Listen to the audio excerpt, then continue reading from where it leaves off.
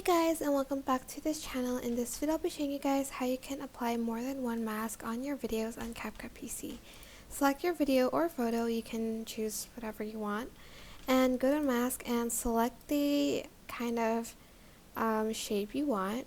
I'm also going to select the reverse button right here, and I'm just going to adjust it like so. Wait, actually, let's not reverse it like that. Let's leave it like this actually. And I'm going to feather it out just a little bit. Then I'm just going to right click on the video, select copy, then select paste. And oh, actually no, right click and then create compound clip. That's what I meant to say. Then select the same shape and select the reverse button to mask it again, and it's going to create this really cool heart frame shape. Ta-da! You can put a photo behind that or a video behind that. It's totally up to you. I don't know what you want for it. Maybe like this, and add that on top of the video, or like maybe this one.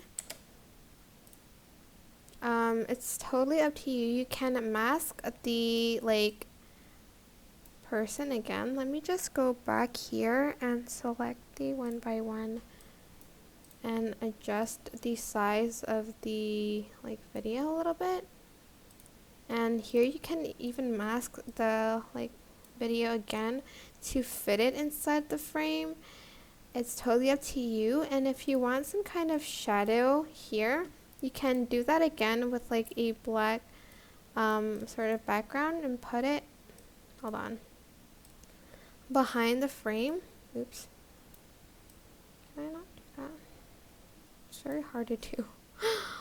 There you go. And then select the heart shape again, and then I'm just going to reverse it like so. And here I can create some type of shadow. I'm just going to also feather it out a little bit